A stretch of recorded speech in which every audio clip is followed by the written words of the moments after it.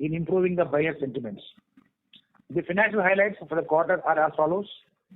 Total revenue from operations 4,968 crores as against 4,920 crores for the corresponding quarter of previous year. Outstanding loan portfolio stood at 232,003 crores against 2,10,500 crores as on 31st March 2020, reflecting a growth of 10%. Out of which, individual home loan portfolio stood at 1,80,665 crores against 1,61,840 crores. It is up by 12%. We are witnessing a steady improvement in asset growth every quarter for the past 2 quarters. Total disbursements for the quarter were 22,362 crores as against 11,323 crores for the Q4 FY20. Out of that, disbursements in the individual home loans were 19,010 crores as against 8,877 crores for the Q4 FY20 with a growth rate of 114%. Business under Prime Minister Awas Yojana CLSS category continued to remain strong with nearly 34% of retail disbursements coming in this category. Our mobile app, HomeE, which has already crossed 1 million downloads, has really helped us garner new loan applications of over 2,200 crores during the year. On the net interest income front, NII was 1,505 crores for the quarter as against 1,134 crores in Q4 FY20 with a growth of 33%. Net interest margin for the quarter stood at 2.66 as against 2.17 as on Q4 FY20. Profit after tax PAT for the quarter stood at 398.92 crore against 421.43 crore for the same period previous year.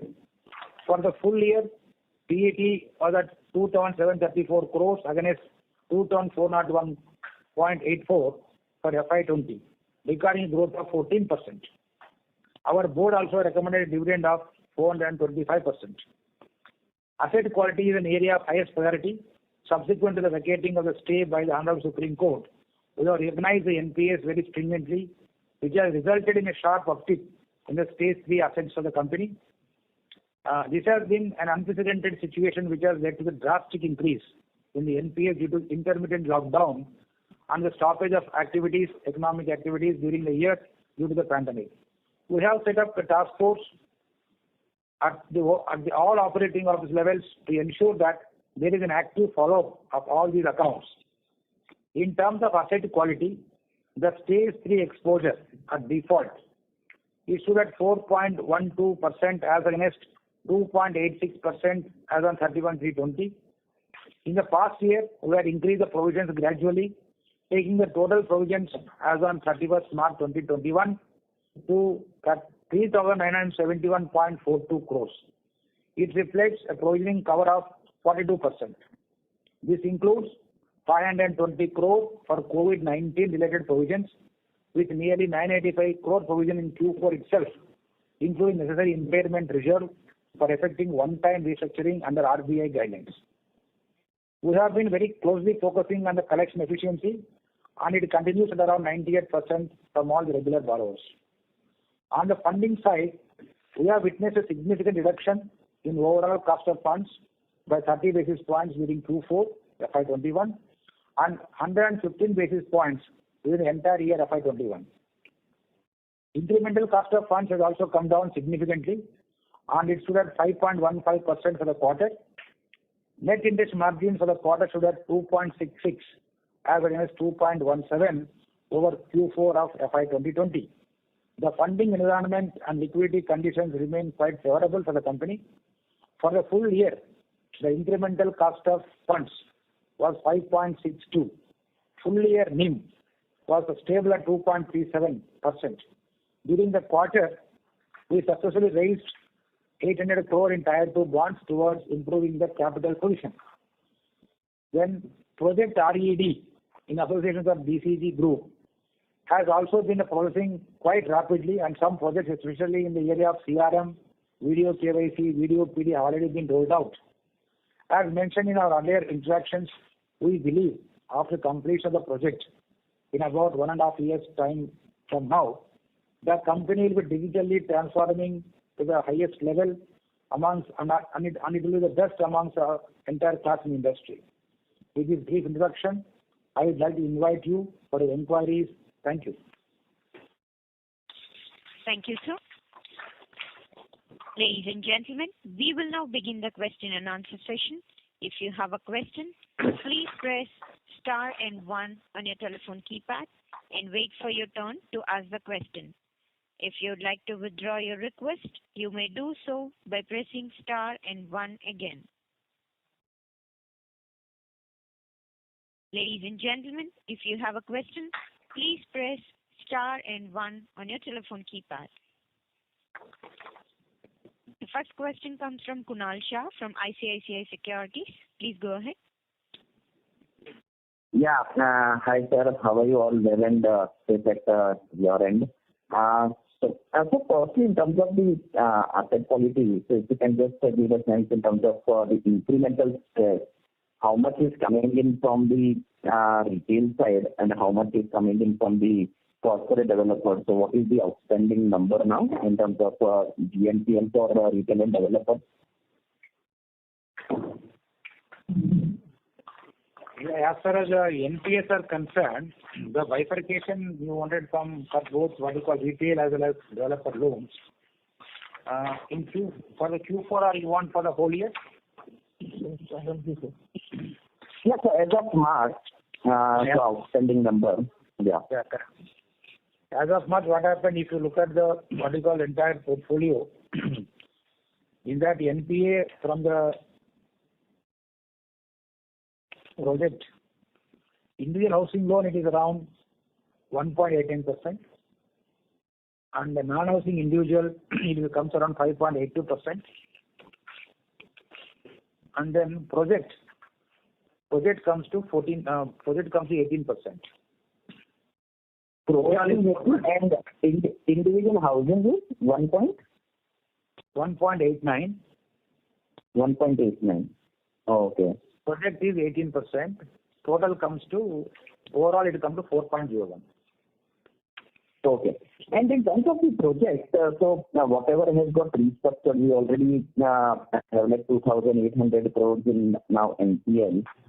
So, and over and above that, there is a restructuring of 2,400. So there is no overlap between the restructured and the NPL number or stage 3 number in the project side. Now, this will be like cumulative 18 plus 15 odd percent. No, all OTRs are in stage 1 only. They should become eligible for that OTR. Na? That's the thing. Yeah, so yeah, they are all performing assets only and up to date. They're not a problem. Okay, they are in stage 1. No, so the only thing is when you look at the stage 1 provisioning, that number was still low. So if all the restructured numbers are in stage 1, then that provisioning was not getting reflected towards the restructured account. So is it the impairment allowance which has been taken from the network? No, it is actually, Kunal, the way it is to be done is that for the OTR accounts, there has to be a separate provisioning for impairment reserve. And that has also been provided out of PNL. That is not taken out of reserves. So whatever incremental provisioning you are seeing in fourth quarter, that is almost 980 odd crores. Out of that, the OTR related provisioning which is required for the creation of impairment reserve is also included. Okay, but that is not an ECL provisioning. That is creation of an impairment reserve. That is why it is not the provisioning figure. Got it. So maybe it will still be like a part of stage 1 and maybe provisioning would be there. But when we are showing this ECL representation in the slide, it is not included within that. No, it is not included within that, but separately it is that impairment reserve is also created out of PNL. Yeah. There is no balance sheet here coming here. Yeah, we are transferring 204 crores also. Yeah, 284 crores. That is there in the disclosure also. You'll find that number. Yeah. So then, would it be fair to assume that stage 1, stage 2, stage 3 ECL provisioning, which is there of 117, 37 and 3,800, this is over and above that. It is not included in any of these stages at all. Which one? in the presentation, what is given in terms of the provisioning, 117 crores towards stage 1, 37 crores towards stage 2, and 3,800 towards stage 3. So this 284 is over and above this. It is not Correct. Right. Because kindly again try to understand that is an impairment reserve. Yeah, got it. Not a It's not a provision. part of it. Okay. Okay. That is over and above. To be used only for the purpose. Yeah. Yeah, sure. And just in terms of last question, in terms of overall outlook, so currently getting into second wave, how we are seeing last time we guided for some pro forma and the restructuring. Maybe obviously things were like it was quite early at that point in time. It came in relatively higher. But how are you looking at it now getting into second wave? What could be the estimated restructuring or what could be the further stress looking at the collection efficiency? Now, currently, as I already mentioned in the letter also to you, that we are all having now on the regular accounts, the collection efficiency is more than 90%. And that is also every month we are getting that collections. And going forward, our what we call teams are in place. Especially like last year, we came across more or less same situation when the moratorium was announced last year also. We formed what we call task force, like we call MCA warrior teams. These teams, what happened now? These people actually get in contact with the customers on regular basis and see that accounts are updated regularly, number one. Number two, now what happened, we are almost all the e-NACH facility we are now enabled like anything. So earlier the e-NACH was not there with us in the last year. So that is giving us a good result. And we are also encouraging online collections now. People sitting at home can pay. So by using all the methods, suddenly there is a good improvement. Even accounts in stage 1, even stage 2 accounts also can be brought into stage 1. So with all these things, we are sure that further slippage may not be so significant going forward, like what happened earlier years maybe there. That's right. Yeah, true. And restructuring also last time it was corporate and major is now under restructuring, so that would also not come through. Yeah. What happened now, of course, restructuring also certainly we have to provide for all who are eligible as per the rules. And we are now enabled to our website also, a template format is there. So it is a web-enabled process and anybody can log in, then they can opt for the restructuring. And I agree, as you say, some uncertainty again has come now because of the second wave. This time around, the impact may be what we feel may be lesser than last time. And further OTR request may also be there because we can't totally deny that one OTR have to be extended for the eligible people. So that may be to up to another 1% must be there more or less because some people existing also may ask for extension of time of the limit of within 2 years permitted. And all put together, I think up to 1% of the loan book size that also can be there as far as our indications are. Sure. Thanks a lot. Yes. Thank you. Thank you, sir. Ladies and gentlemen. Yeah. Thank you, sir. Ladies and gentlemen, if you have a question, please press star and 1 on your telephone keypad. And participants are kindly requested to restrict with one question in the initial round and may join the queue for further questions. Next question comes from Aditya Jain from Citigroup. Please go ahead. Thank you. Just to understand the high provisions in the quarter. So you mentioned the provisions on restructured loans, which are not coming in the ECL provisions of 3,970 crores. So that is one component. And then within the ECL provisions, some coverage has increased on stage 3 and some minor increase in stage 1 plus 2 coverage also. So is there a plan going forward to build up the coverage further in either stage 3 or stage 1 plus 2 loans? Or is this level of coverage now the stable level? See, actually, the present level of coverage, as you have said, it has come on two different platforms. One is, of course, the provision required as per the ECL mandate. So that has been done. And obviously, the stage 3 assets have increased significantly. So to that extent, the outlay has also increased. Now, over and above this, for one-time restructuring, the provision has to be made out. That has to be made out of the P&L account that we have made, about close to 300 crores. But that is reflecting on an impairment reserve. So in a way, that is a reserve. Though it is a reserve, this is also towards creation of an additional buffer for those accounts. which probably you are not counting in the ECL provisioning cover. Yeah, specifically. So you can look at it. For example, these are all standard accounts. Earlier there used to be a concept of standard assets provisioning. So somewhere you can relate it to this impairment reserve. Understood. So essentially said that Overall coverage, when you see overall coverage, though it is mentioned at 42%, actually if you add the impairment reserve figure, though it is a reserve again, and we are saying that it's not a provision, it's a figure. But if you add that notionally also, that gives that additional buffer for these accounts. right. So in terms of the coverage required, you are feeling that on the existing spread there is enough. On whatever new structuring happens, obviously that might need new provisions. But on the existing, there is enough coverage. Further, we have also increased the ECL provisioning on stage 1 and also stage 2. And in stage 2, the provisioning cover which has been done is not too small. It is I wouldn't say very high, but it is fairly good. The aspect of slipping into stage 3 has been taken care of adequately current quarter. So with that, I think further slippage into stage 3, even stage 3 some account may be there, but now it is protected with a very good provisioning so far for stage 2 itself. Got it. And then on collection efficiency in May, you mentioned that regular accounts are more than 90% collection. 98%. Sorry, this is 98% in May, is it? Yeah. 98% as of March, that's the March figure. Yeah. That is a March figure. Okay. No, but so in April, May or May specifically, then Remains more or less in the same range. Same range. It is 90% plus only. 98, it's near about 98. okay. And how would that look across the individual versus projects here? See, for the regular accounts, it is more or less consistent.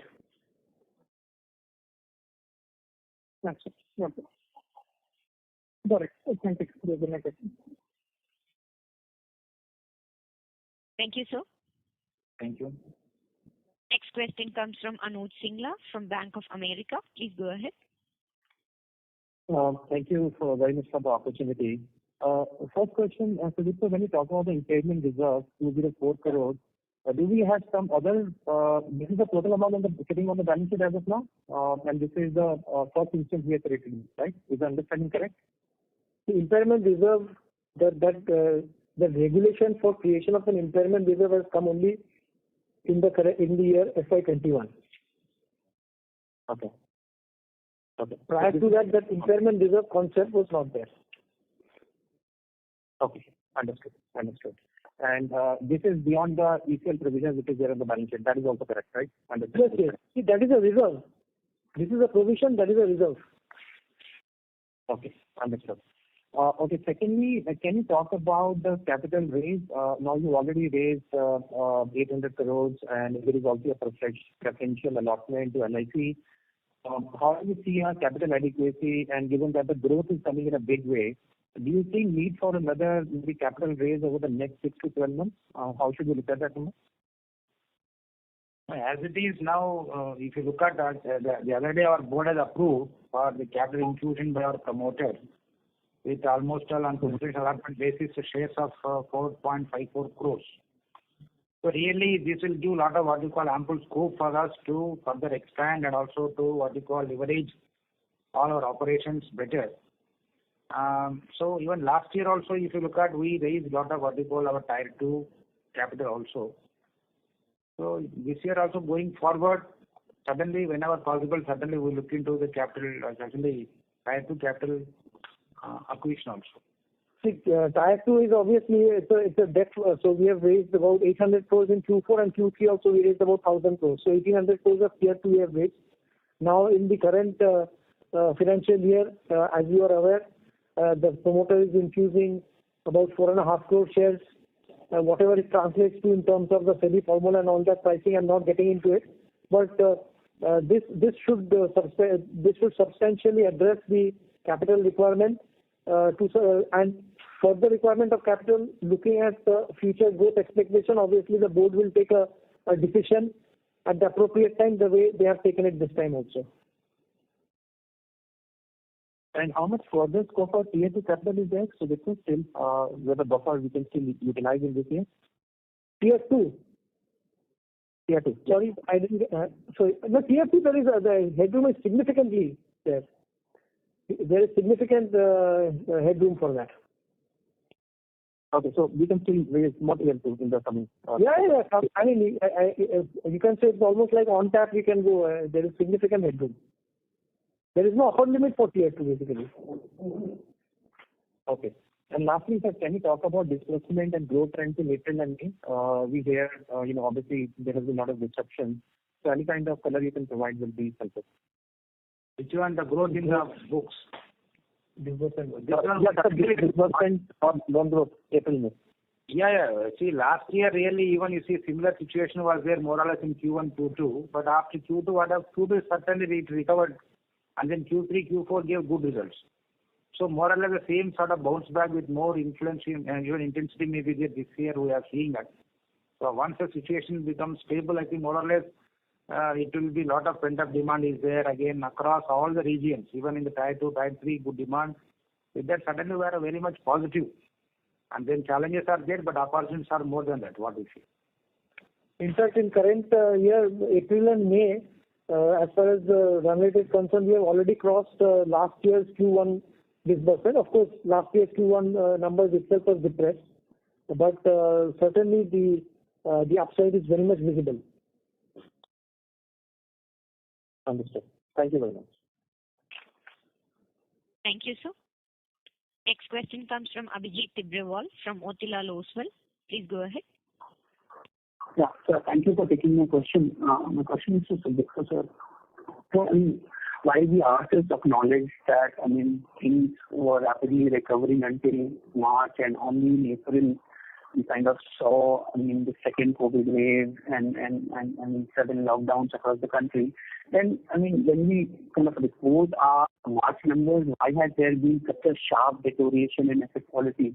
And if I just kind of try to add up some of the retail and the project GNPA numbers that you shared earlier in the call, and see there has been about a 320 crores in flexibility of project or the developer book.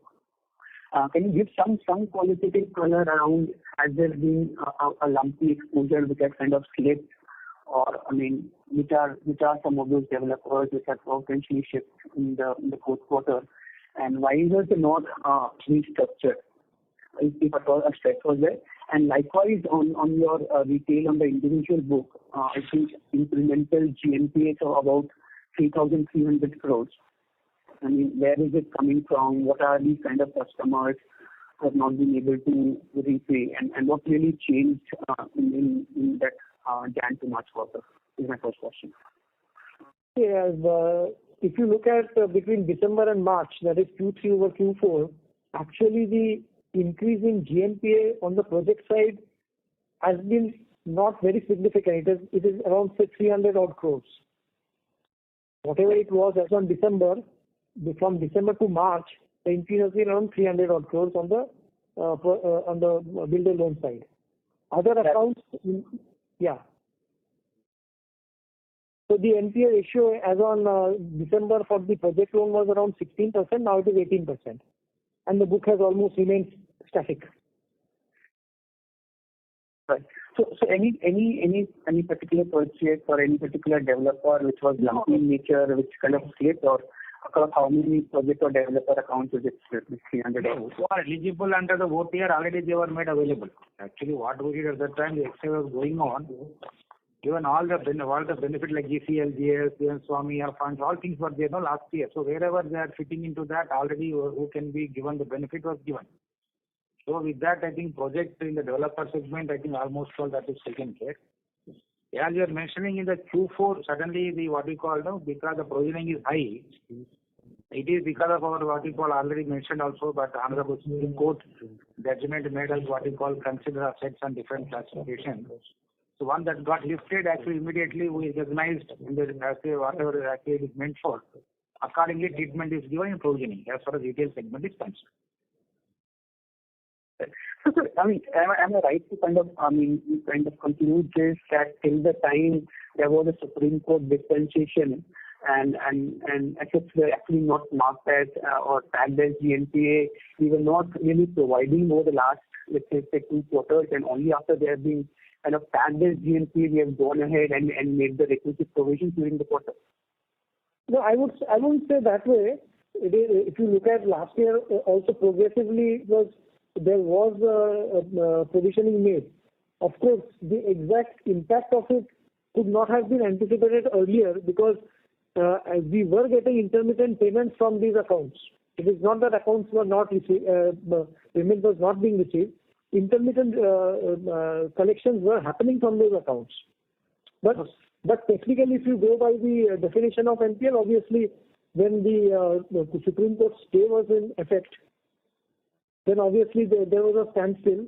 And even after it was removed, even if it has fallen, slipped over by even 1 day, it has to be qualified as a NPA. Moreover, even slip, actually, most of them would have slipped from stage 2 to stage 3. That was also triggered. Okay.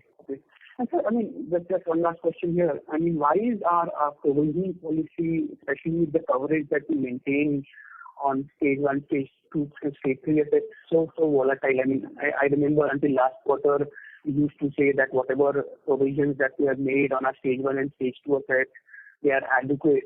And suddenly this quarter, I mean, we feel a need to kind of improve the provision coverage ratio. While, I mean, Sudipto himself kind of acknowledged some time back that, I mean, these OTR assets which are sitting in stage 1, they already have a separate provision reserve. So I'm assuming this incremental stage 1 and stage 2 provisions that we have done in the quarter has nothing to do with restructuring as such. No, this is actually a different matter altogether. See, what has happened in the last 1 year is that we also had to look at the valuation of the underlying assets. And we have conducted a very extensive valuation and revaluation of the underlying assets.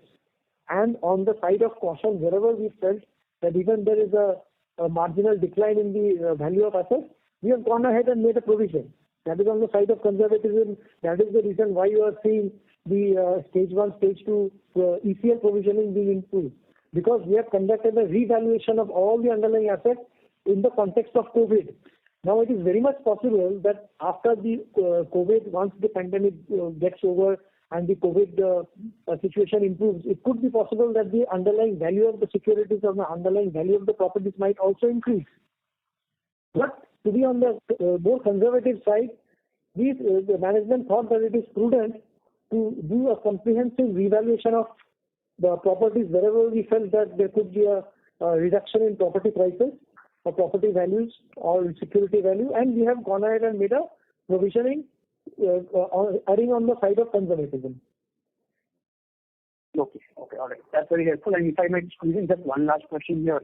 What is the quantum of NCDs that's kind of coming up for maturity and will get repriced in this year? Again, I mean, the reason I ask here is why we have demonstrated about a 20 basis expansion in spread in FY21, just trying to understand, I mean, what is the quantum of liabilities that can potentially get repriced? And to that extent, what is the proportion of back book on the asset side, which will kind of get repriced at lower interest rates, and where could we see these spreads stabilizing in FY22? Yeah, as far as the NCDs are coming up for redemption, not repricing, redemption, is about 25,000 to 28,000 crores during the entire financial year. So some of it has already gone off the books in the past 2 months. So and obviously the assets are mostly predominantly on the floating rate side. Okay, so large part of the back book has already been repriced. Yeah, it has been already repriced, and obviously, I mean, as matters stand now, probably it looks like there may not be any further reduction in interest rates in the economy. As matters stand now, of course, situation keeps on. It's a very dynamic thing, so the situation may keep on changing. Sure. Yeah, that's very helpful. Thank you so much, and wish you the very best. Thank you. Thank you very much. Thank you, sir. Ladies and gentlemen, if you have a question, please press star and 1 on your telephone keypad. And participants are kindly requested to restrict with 2 questions in the initial round and may join the queue for further questions. Next question comes from Pyron Engineers from CLSA. Please go ahead. Yeah, hi. Congrats on the quarter. Most of my questions are answered, but I have a few follow-ups. So firstly, what percentage of our loans come from Maharashtra, and given that the stamp duty cuts are now over, how do we see growth sort of trending in maybe after the second wave? Kiran, can you please repeat? Your voice is not very clear. If you can speak closer to the mic. Am I audible now? Yeah, Is it better? now it is very clear. Yeah. So my question was that, what percentage of our loans come from Maharashtra? And now, given that the stamp duty cut is over, what sort of growth do we foresee, let's say, not in the next 3 months, but after the second wave is over? Last year, actually, I'll tell you, for the whole year, we had a very good what we call share from state of Maharashtra. Around, I think, more than 14% around we got from state of Maharashtra. Then the stamp duty waiver also really helped us a lot. That was what we call quantum of our share from Maharashtra last year. Similarly, in Karnataka also that was there. Like that, what happened looking forward now for the current year, also we expect, supposing even without stamp fee or with stamp fee waiver also, whatever now pent-up demand suddenly will be there, and going forward in the quarters to come, more or less the robust growth we see like last time or even better than last time. The stamp duty is certainly one of the triggers or one of the sweeteners. But more importantly, if you look at the affordability index in terms of stable property price and low interest rates, those situations still remain today. Okay. Okay, fair enough. So my next question is on the asset quality bit. Now, half of our builder NPLs, are under the Swami Fund. I recall last we had mentioned it was about 1,400 crores. Now, what is the progress there? Because I believe a few projects have been completed and, the keys handed over to the home buyers. So why aren't we seeing recoveries on that front for us? So Swami Funds, I think only five. I think we got it to what we call only five of our friends got the benefit. In that, 3 were almost all got it over last year itself. So I think that acquisition and all naturally the due process might be in the process actually. See, Swami Fund, the process is that first of all a large number of projects have been identified, and slowly they are taking NOC and all that process takes a bit of time. But Swami Fund doesn't guarantee immediate upgrade. Swami Fund is only a last mile funding which helps to recommence and restart the project. And that has already started, as our MD sir mentioned. In total, 5 accounts. We have those entities or those builders have received the last mile funding from that Swami Fund, which is managed by SBI Caps. So there are 5 such cases. Yeah. No, and out of that 3, so MD sir said that 3 has started or something. So in 3, construction has again resumed and you started getting collections. Correct. So 3 out of those 5 have started paying you back. Is that the right way to think about it? But they're still taxed. I would say that the collection at the fund side has increased. Project has started. It has just happened maybe some 2 quarters or 3 quarters back. So further the guidelines are there now because what share we get. Yes, those things are there. There are as per agreement whatever it is we have to get that. Okay, got it. And sir, last question for Sudipto. It's a bit technical, but what are the fee and commission expenses in the fourth quarter that was almost equal to FY20 levels? At about 55 crores just in this quarter. Last full year it was only 60 crores. Yeah, I got your query.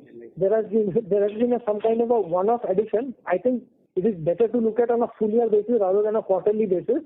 So in this Q1 there has been I would say a rewriting of a portfolio of retail loans with some entity for which we have collected some one-time fees.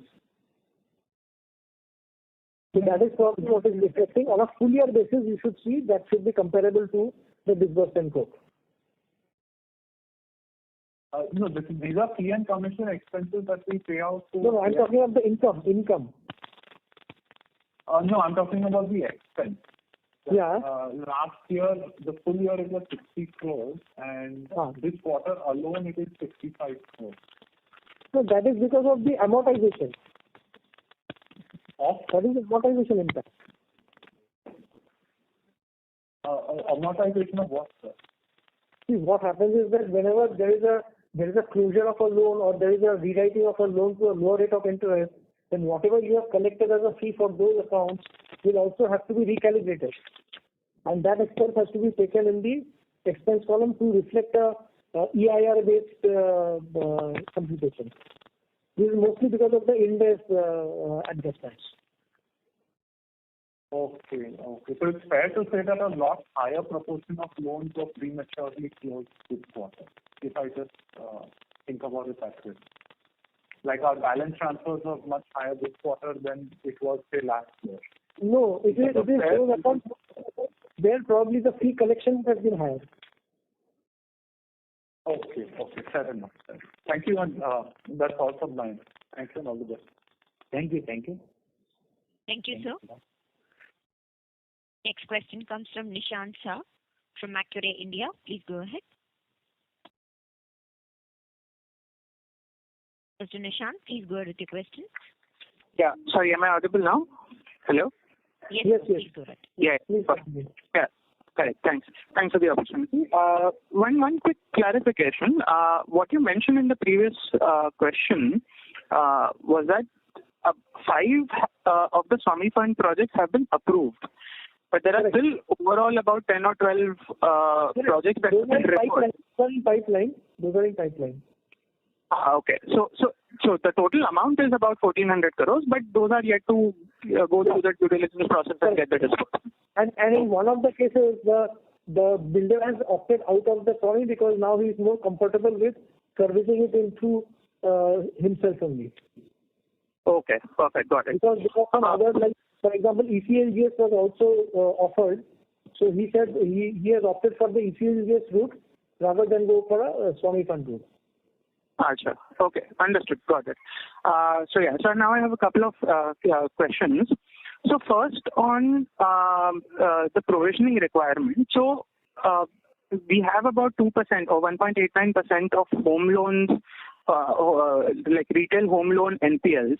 So I understand these are like, very low ticket, granular homes, which like low ticket size, low LTV. What is the LGD that we build when we calculate the ECL for these products? Should it be like a single digit percentage? Because the overall stage 3 provision that we hold is about 40%. So I'm just curious what loss given default goes into the calculation of the home loan component of these NPLs. So the home loan component of the portfolio in terms of LGD, both PD and LGD will certainly be much lesser than that of the builder or the corporate accounts. Correct. Possible to quantify? Should it be like, say, hypothetically less than 10%? You are talking of the LGD? Individual home loans? Yeah. Yes. Yeah. So basically the implied kind of provision coverage on, say, the developer loans is probably significantly higher than 40%, and the coverage on basically the home loans is less than 10%. That's the correct interpretation here, right? No. You're talking of the provisioning of the the LGD matrix is a fairly complex one. It may not directly relate to the exact provisioning because there are other things also which are there in terms of, say, the value of security, etc. Then collateral also. What is the value of collateral is also built into the ECL model. Okay, understood. Okay. So that will not probably give you a correct indicator. Achha, okay, fair enough. What I was essentially trying to understand was that when we think about logically, the LGD for a retail account, home loan account, will be lower than a corporate or a builder account. That is a logical explanation, and which is fitted into the model. But then it is not only the LGD which matters, because there is also a play of the value of security, which varies from account to account. Okay, perfect.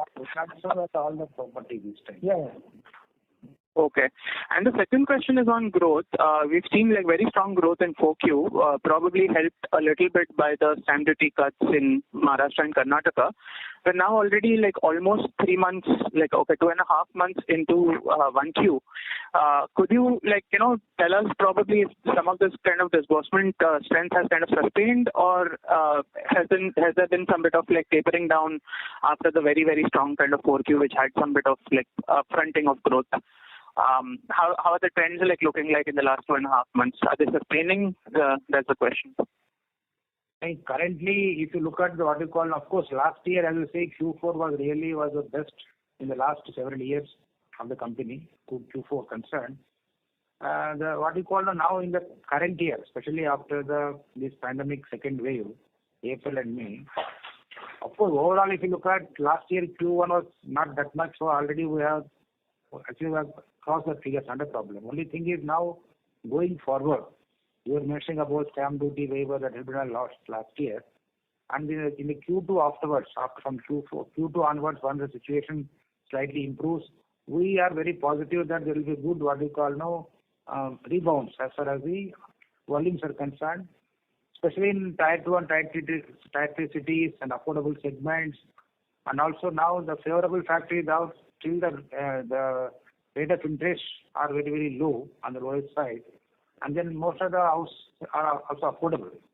So with this, I am very clear that I think going forward, we may see more or less the same sort of rebounds this year also.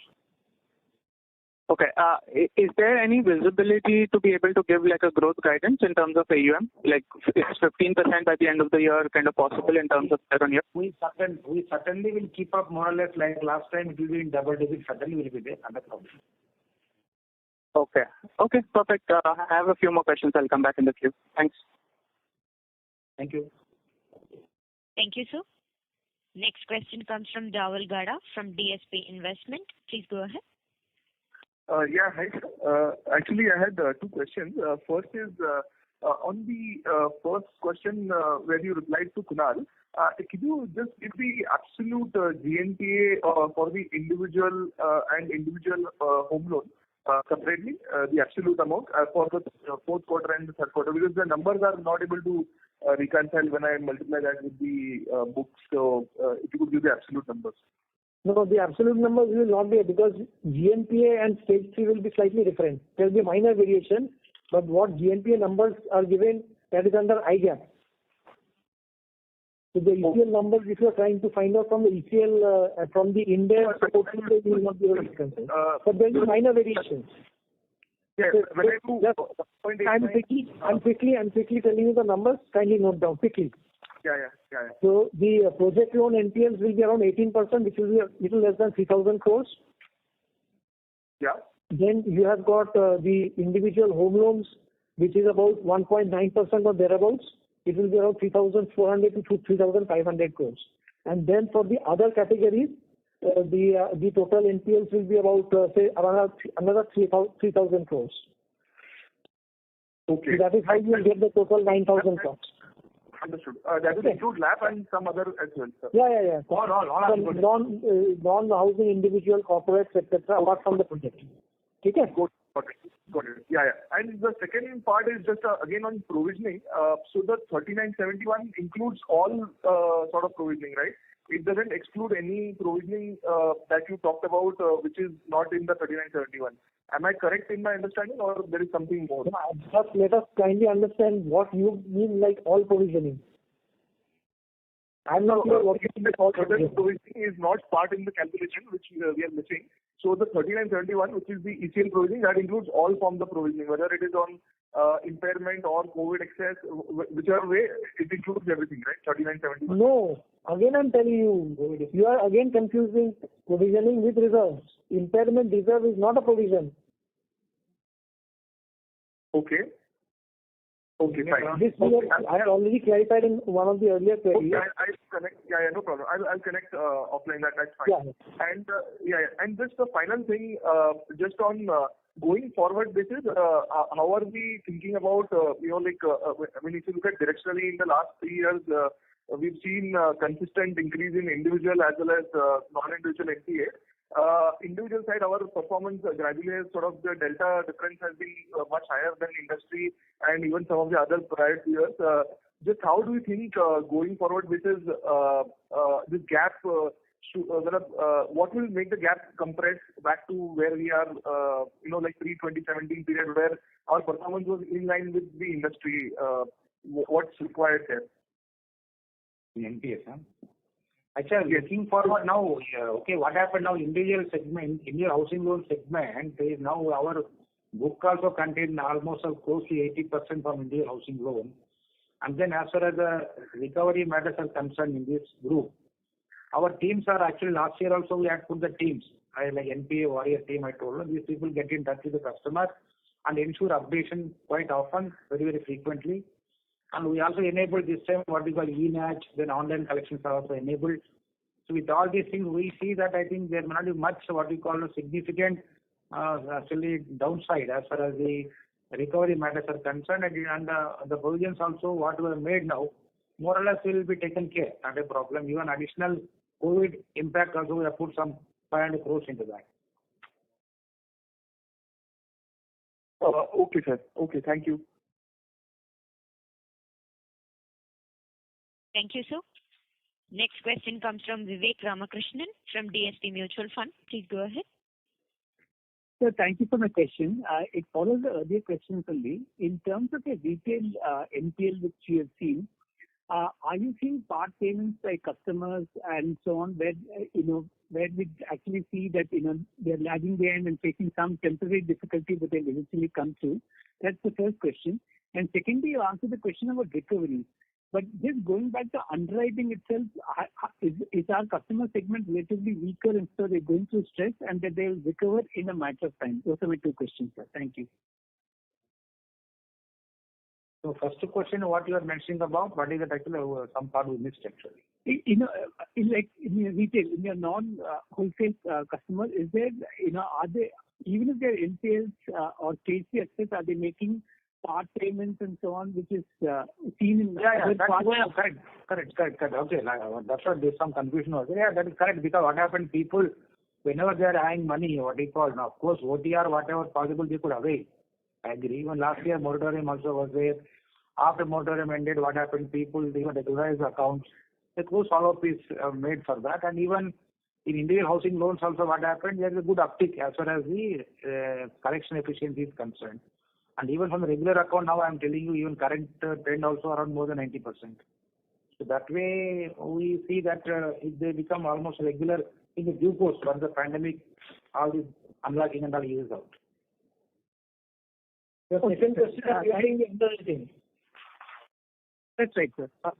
Second question, see, actually these guys were, these accounts and these borrowers were repaying till before the pandemic. So obviously the pandemic is something that was obviously unforeseen and unprecedented. So there could have been some impact of it. But still before that, they were all people who were regularly servicing. Okay, excellent, sir.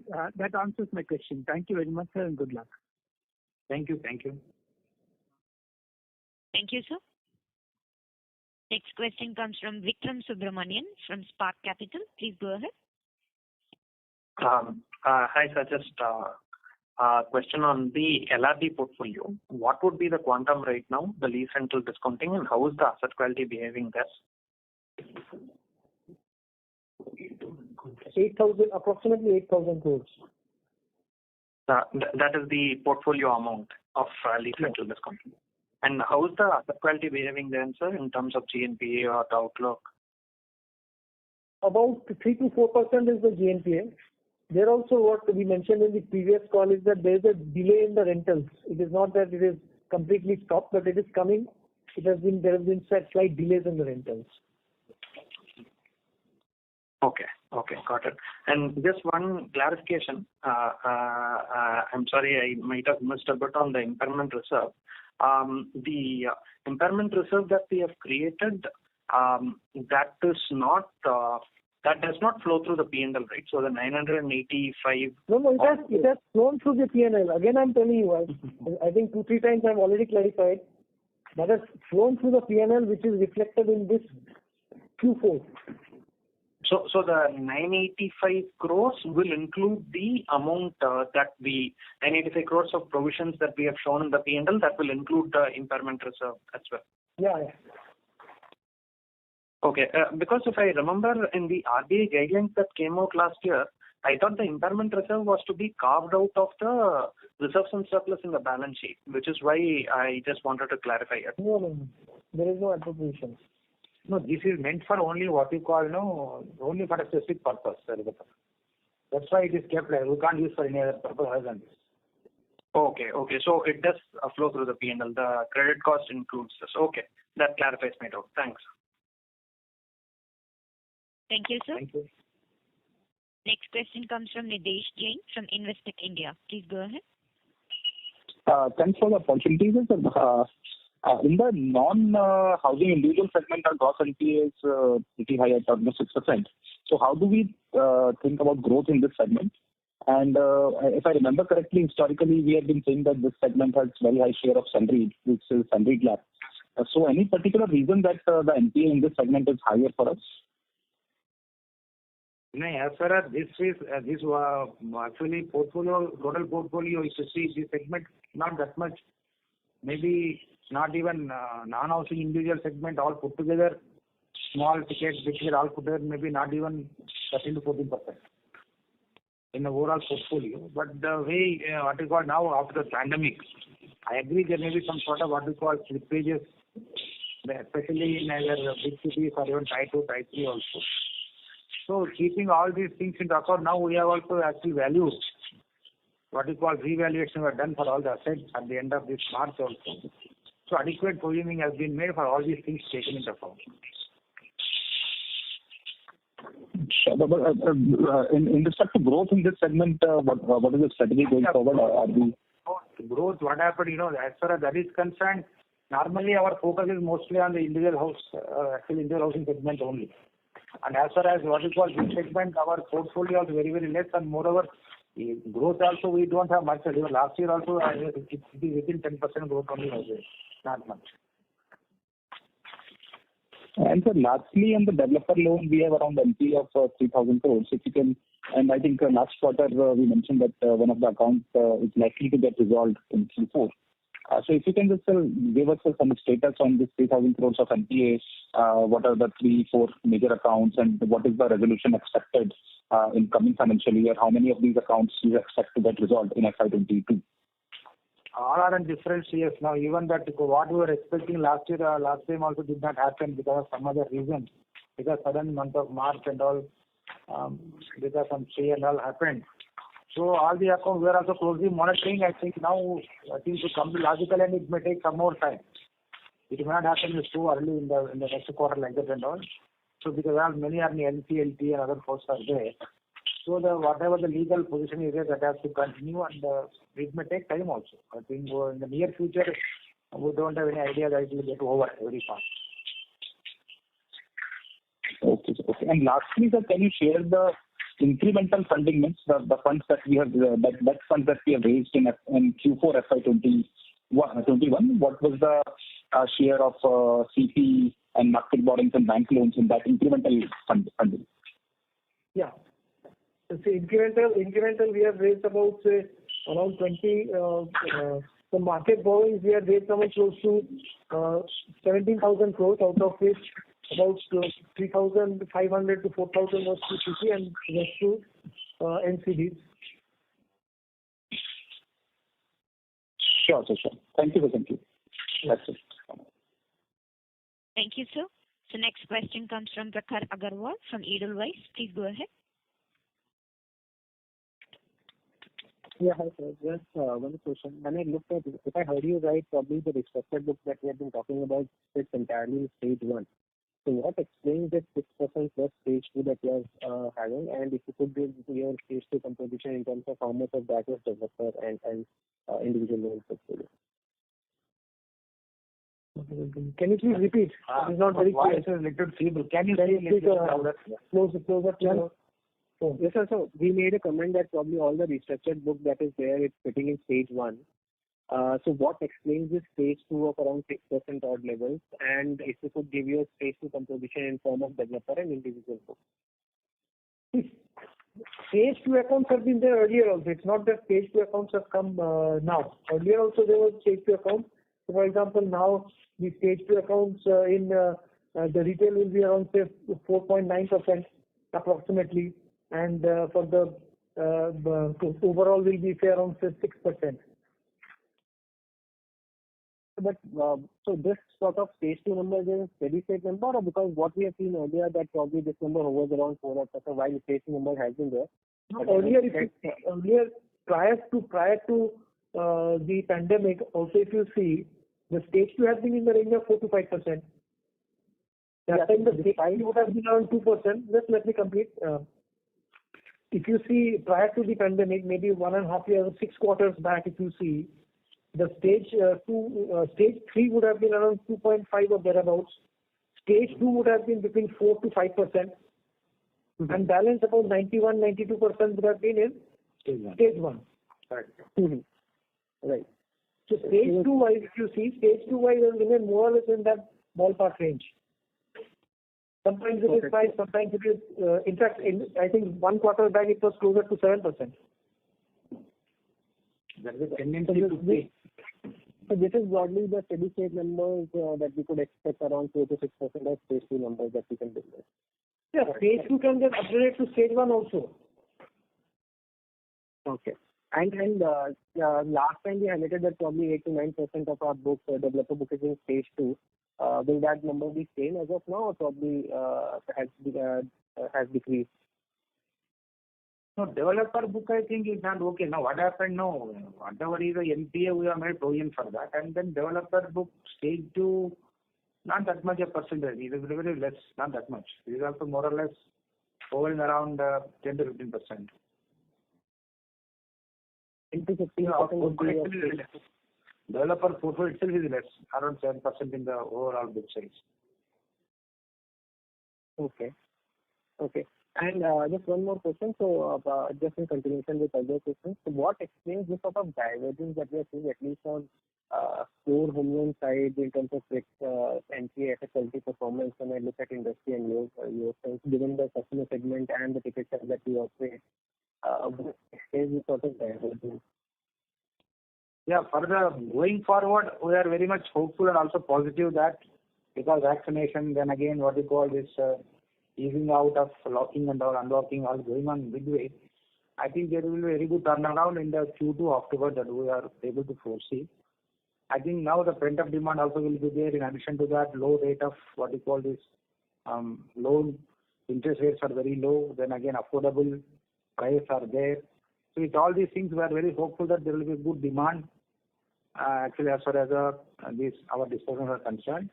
Then regarding recoveries also, what happened, as already I think talked to some of your people that we are having very good what you call mechanism. A group of teams are there working at all levels. These warrior teams, what happened, they get in touch with the customer and then enable to see that the accounts are updated quite often. So that what happened, they don't slip into either stage 2 or stage 3. And then what happened now, even the OTR 2 also is another instrument given. So this also will be made best use of by all those who are eligible. So with that, certainly there will be very good what you call recovery in the days to come. That's what we see. So just two questions to continue. One is, so while we may talk about future prospects and we may talk about recovery, the genesis of the question is why is there such a divergence in terms of people to start with? So we may talk about recovery, we may talk about the fact that it will not happen in the future, but why has this divergence happened is the genesis of this question. And the second part is in terms of OTR, what sort of portfolio do you expect at least on retail side to come in OTR 2? Any ballpark number? OTR 1 really almost 1.5, no, close to 1.5% of our book was almost under the OTR 1. Both segments put together. Now I think OTR 2 benefits people may avail it also. Even the maximum loan is 50 crores, probably we may not operate in that segment very well. So for individual house loan concerned, only people may go for extension of term as far as these what we call OTR 2 are concerned. Then overall, what we call now another maybe 1% more may add to that. actually going by all the what we call our earlier past experience, another 1% may of the book may add to that what we call is OTR 2. Perfect. And then the earlier question that why is this slippages higher in terms of divergence between you and industry? No, bit louder, please. You're not audible. Yeah, please. So I'm audible now?